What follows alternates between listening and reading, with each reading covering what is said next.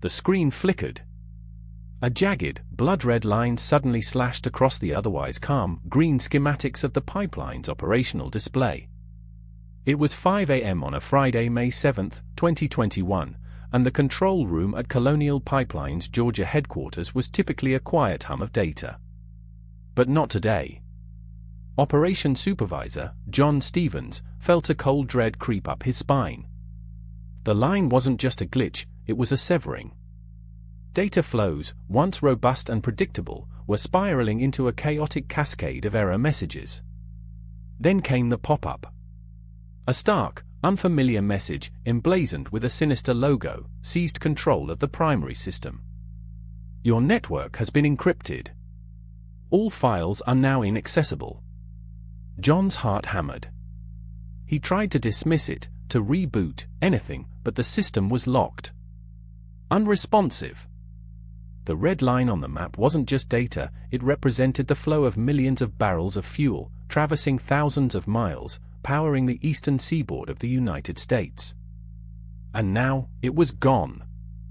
Panic began to ripple through the sparse morning crew.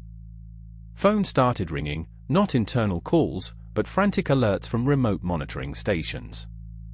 Pumping pressure readings were plummeting. Valve statuses were erratic. What had been a minor anomaly just moments before had erupted into a full-blown crisis, threatening to choke off the lifeblood of nearly half a nation. They were under attack. But from whom? And why target the very veins of America's energy supply? Within minutes, the scale of the digital siege became terrifyingly clear. Colonial's IT team, still groggy from being pulled from their beds, faced a nightmare scenario. Hundreds of servers, thousands of workstations, all locked. The ransomware had spread like wildfire, encrypting critical business systems, billing information, logistical planning tools. It wasn't just a single computer, it was their entire corporate nervous system. The immediate, agonizing question wasn't about data recovery, but about operational control. Could the hackers reach the industrial control systems? The OT, or operational technology, that directly managed the pipeline's flow, its valves, its pressure. This was the true doomsday scenario. If the attackers gained access there, the consequences could be catastrophic: environmental disaster, explosions, widespread physical damage. The decision was agonizingly swift, a desperate gamble against an unknown adversary. To protect the physical infrastructure, to prevent a potential catastrophe, Colonial Pipeline initiated an emergency, system-wide shutdown. For the first time in its 57-year history, one of America's most vital arteries of fuel distribution went completely dark. Silence descended upon the control rooms, replacing the urgent hum with a chilling stillness. No fuel was moving. No data was flowing. A single, unseen hand had reached into the complex machinery of modern civilization and simply pulled the plug. The world was about to feel the ripple effect of this digital stranglehold. To understand the sheer magnitude of what just happened, we need to grasp the behemoth that is Colonial Pipeline. Imagine a network of steel arteries stretching over 5,500 miles, from the massive refining hubs of Houston, Texas, all the way up the East Coast to Linden, New Jersey. This isn't just any pipeline, it's the largest refined petroleum products pipeline in the United States, delivering an astonishing 2.5 million barrels of gasoline, diesel, jet fuel, and heating oil every single day. That's roughly 45% of all fuel consumed on the East Coast. From the jets taking off from JFK, to the trucks delivering groceries in Atlanta, to the cars commuting in Washington, D.C., a significant portion of their energy comes through this single, interconnected system. It's an invisible marvel of engineering, a silent, powerful river of energy that fuels entire states. Its uninterrupted operation is so fundamental, so deeply ingrained in the fabric of daily life, that its existence is rarely considered until it stops. Colonial Pipeline isn't just a company, it's a critical piece of national infrastructure, a silent guarantee of commerce, mobility, and defense. Its vulnerability, exposed in one chilling moment, revealed a profound systemic risk. This wasn't merely a business being hacked, it was a foundational pillar of American society being threatened, its vital current cut by digital aggressors from across the globe. The anonymous pop-up message wasn't just a demand, it was a calling card. The distinct logo, the chillingly polite yet firm language, pointed to a notorious cybercriminal syndicate, DarkSide. This wasn't some lone wolf hacker, this was an organized, sophisticated operation, emerging from the darker corners of the internet with a clear, devastating business model. DarkSide specialized in ransomware as a service. Essentially, they developed the malicious software and infrastructure, then leased it to affiliates who would execute the attacks, taking a cut of the profits. Their philosophy, if it could be called that, was chillingly pragmatic. They claimed not to be politically motivated, but purely financially driven.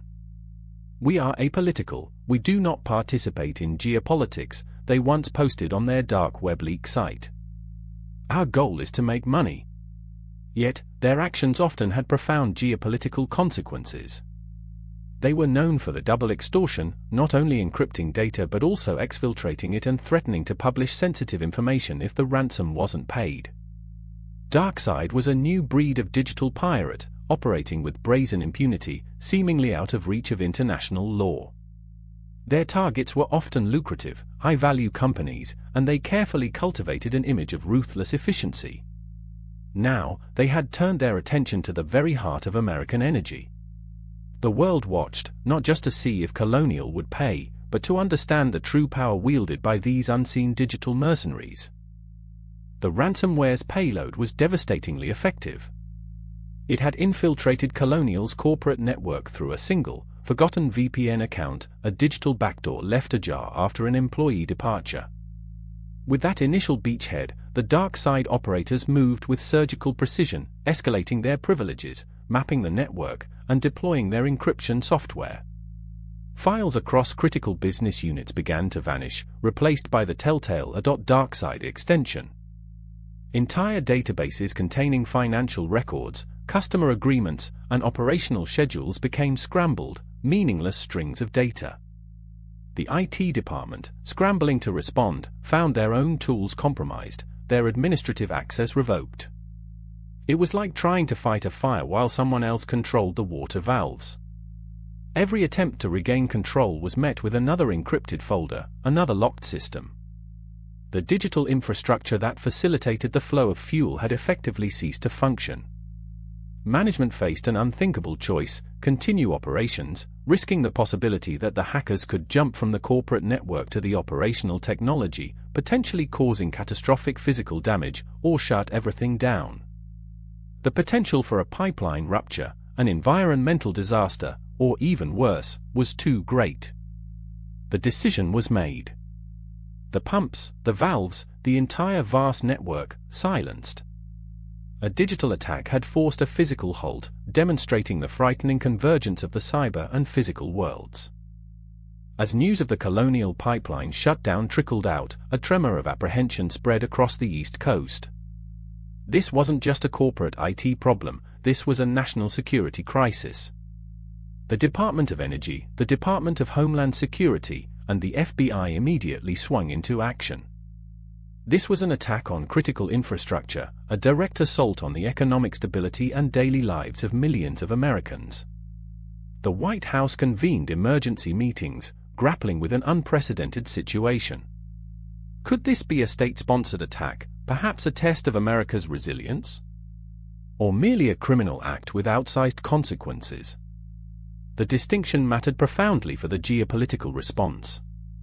The immediate focus, however, was on containment and recovery. The Cybersecurity and Infrastructure Security Agency began coordinating with Colonial, providing technical expertise and intelligence. The FBI launched a full-scale investigation, treating it as a top-tier criminal case. But the clock was ticking. Every hour the pipeline remained offline, the potential for widespread fuel shortages grew. The supply chain for gasoline, jet fuel, and diesel is a delicate balance. Even a short disruption can have cascading effects. The nation held its breath, watching to see how this invisible war, fought in the digital ether, would play out on the tangible streets and highways of America. The ripple effect from the pipeline shutdown rapidly transformed into a full-blown wave of panic. Within days, gas stations across Georgia, South Carolina, North Carolina, and Virginia began to report critically low supplies. Drivers, fueled by news reports and social media rumors, flocked to stations, desperate to fill their tanks.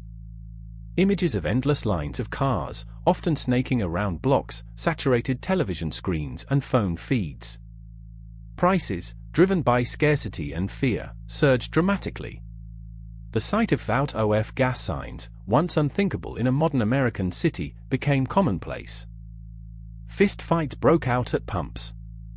People hoarded gasoline in plastic bags, dangerously violating safety regulations, creating hazardous situations for themselves and others. It was a visceral, chaotic manifestation of a crisis that began with lines of code. The unseen digital attack had created very real, very tangible distress on the ground. This wasn't just an inconvenience, it exposed a raw nerve in American society. The reliance on cheap, readily available fuel became glaringly apparent. Schools faced bus route cancellations, ambulances struggled with fuel uncertainty, and entire industries dependent on transportation began to falter.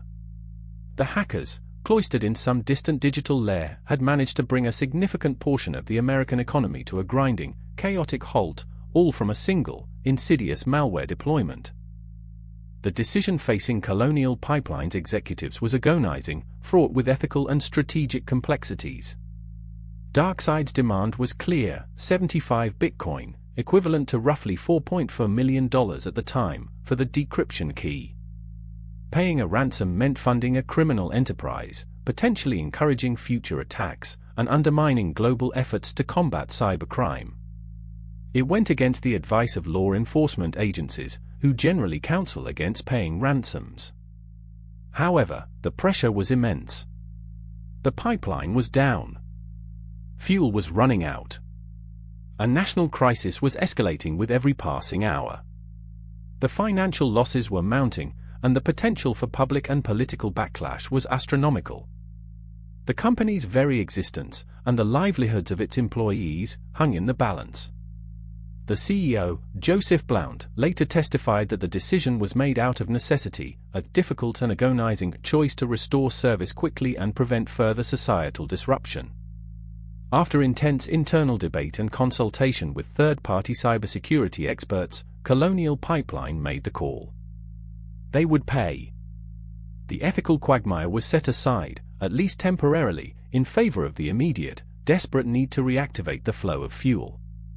The transaction was set in motion, a digital exchange that would hopefully unlock the nation's energy future, but also solidify the dangerous precedent that cyber extortion could yield immense rewards. The payment itself was a shadowy exchange. Colonial Pipeline, advised by cryptocurrency experts, initiated the transfer of 75 Bitcoin to a specific digital wallet address provided by DarkSide. For the uninitiated, cryptocurrency transactions can seem like an untraceable black box, an anonymous wilderness where funds disappear without a trace. But for the skilled investigators of the FBI, every digital coin leaves a faint, yet discernible, trail. Each Bitcoin transaction is recorded on a public ledger called the blockchain.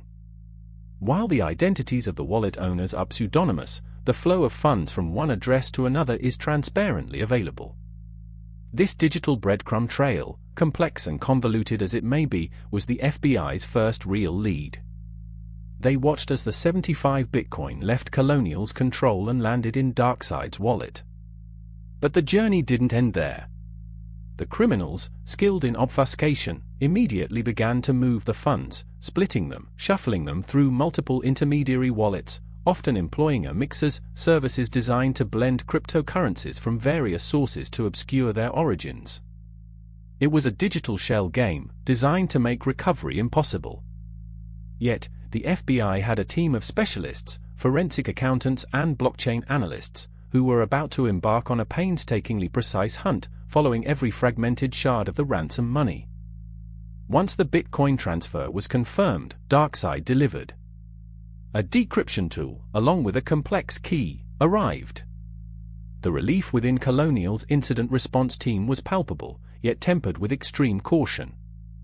These tools aren't always perfect, sometimes they only partially decrypt files, or worse, corrupt data further. The stakes were impossibly high. IT specialists immediately began the painstaking process of testing the decryptor. It was slow, agonizing work, system by system, server by server.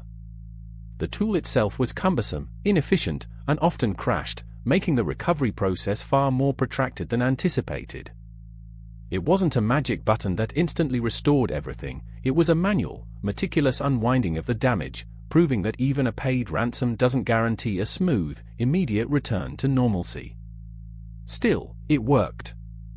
Gradually, file by file, system by system, Colonial's corporate network began to reawaken. The critical step, however, was restarting the operational technology. This required careful, phased verification, ensuring no lingering malware, no hidden backdoors. The pipeline couldn't just be switched back on, it had to be methodically brought back online, section by section, with engineers meticulously checking every pressure gauge and valve. The fuel wouldn't flow freely for days, but the first critical barrier had fallen. The digital key had unlocked the path to recovery, but the scars of the attack, and the urgent need for justice, remained. As Colonial Pipeline wrestled with the slow, arduous process of restoration, the FBI's pursuit of the DarkSide hackers intensified.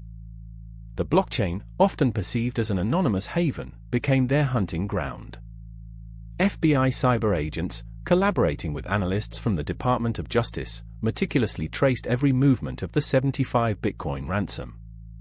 They employed advanced forensic techniques, leveraging data from exchanges, tracing IP addresses, and cross-referencing information with past cyber incidents. It was like following grains of sand through a hurricane, but with a digital magnifying glass. Their focus narrowed on a specific digital wallet. This wallet, holding approximately 63.7 Bitcoin, the remaining portion of the ransom after DarkSide's affiliates took their cut, became the prime target. The investigators didn't just see a string of characters, they saw a potential pathway to justice. The challenge lay not just in identifying the wallet, but in finding a legal and technical mechanism to seize its contents, circumventing the very anonymity that cryptocurrencies were designed to provide. This wasn't a simple bank wire transfer, there was no central authority to call. The FBI had to innovate, to leverage existing legal frameworks in an entirely new digital world. The pressure was immense, proved that even in the vast, untamed frontiers of the internet, the long arm of the law could still reach. The stage was set for an unprecedented digital recovery operation, a bold move that would send a clear message to cybercriminals worldwide. The FBI's meticulous tracking paid off. Their investigation led them to a specific cryptocurrency exchange and, more importantly, to the private key associated with the DarkSide wallet holding the bulk of the ransom. This was the digital equivalent of finding the safe deposit box key for the criminal's hidden treasure. But how to legally and technically acquire it?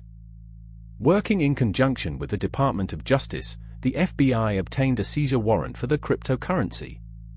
Then came the ingenious, covert operation.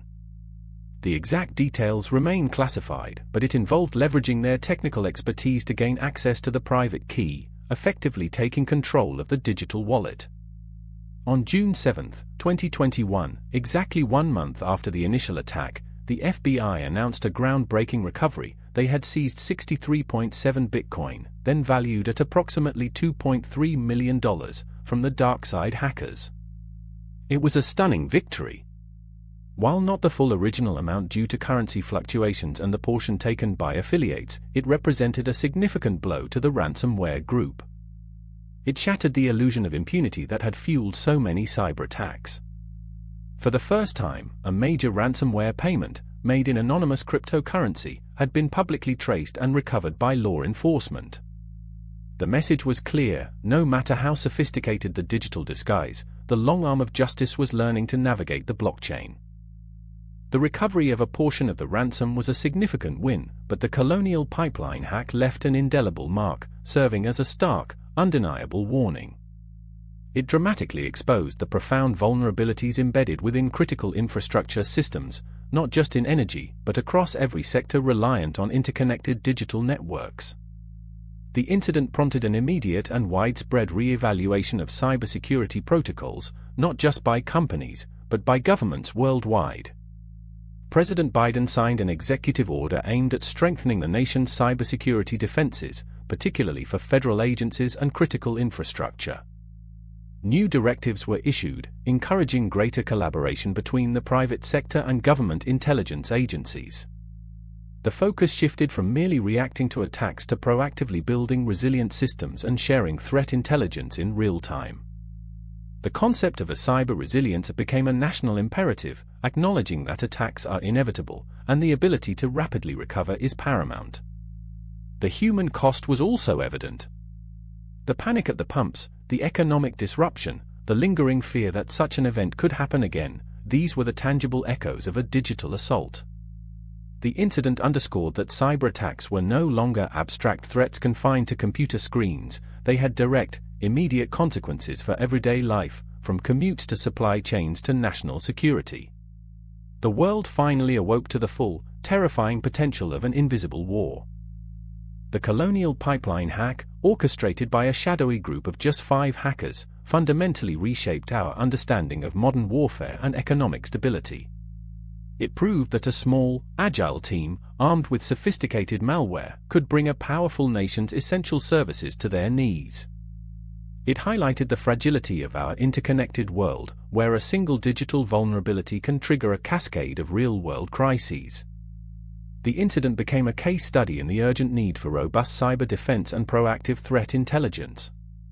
Today, the battle against ransomware continues, evolving with new tactics and even more audacious demands.